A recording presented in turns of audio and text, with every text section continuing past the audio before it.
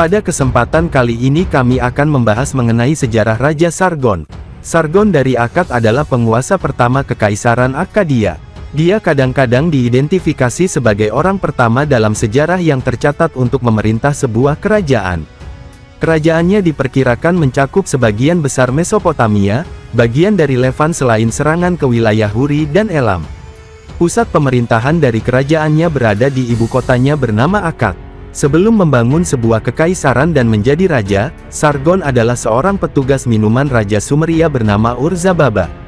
Sejak lahir, Sargon tidak mengenal siapa ayah dan siapa ibunya. Dalam sebuah inskripsi kuno mencatat jika Sargon pernah berkata, "Ibuku seorang yang ditukar saat lahir, ayahku tak ku kenal." Saat Sargon baru saja lahir, ibunya mengandung dia secara diam-diam dan melahirkan secara sembunyi-sembunyi. Ibunya membuang dia ke sungai lalu ditemukan oleh seorang penimba air bernama Aki. Setelah Aki mengangkatnya keluar dari sungai, Aki membesarkan Sargon dan menjadikannya sebagai juru kebunnya. Aki, ayah angkat Sargon, adalah seorang keturunan bangsa Semit. Aki bekerja di istana Raja Kish pada saat itu. Raja yang bertahta di Kish pada saat itu bernama Ur-Zababa.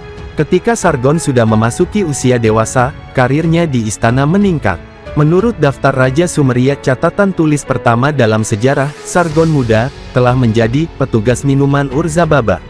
Pada zaman kuno, petugas minuman bukanlah seseorang yang membawakan minuman kepada raja atau bertugas untuk membuat minuman. Petugas minuman bisa disebut juga sebagai tangan kanan raja.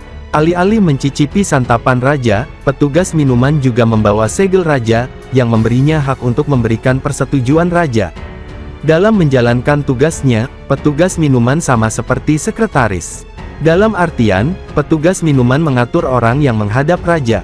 Mereka memegang jabatan untuk menerima orang yang memiliki urusan dengan raja dan menolak mereka yang dianggap tidak pantas untuk bertemu dengan raja.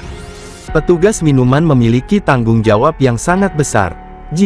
Biasanya petugas minuman diminta untuk mencicipi makan raja untuk melindungi raja terhadap percobaan pembunuhan raja lewat racun melalui makanan.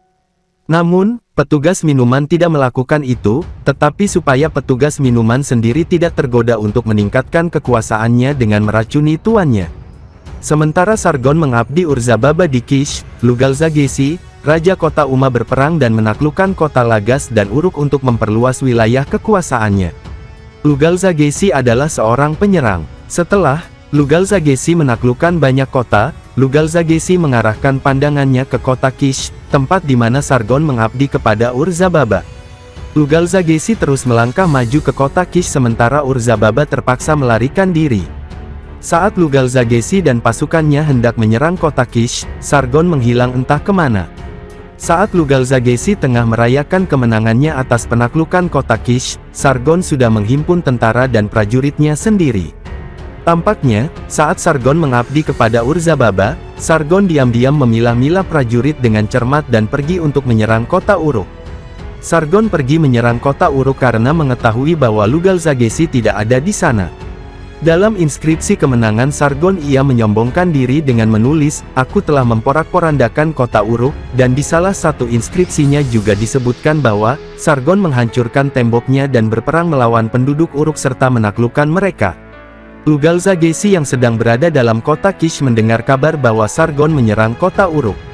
Ia langsung meninggalkan kota Kish dan pergi kembali ke kotanya untuk membunuh Sargon serta menumpaskan bala tentaranya. Saat Lugalza-Gesi sedang menuju Uruk, Sargon dan tentaranya mengetahui itu. Sargon langsung menghadang Lugalza-Gesi di medan perang dan menyeretnya ke kota suci Nippur.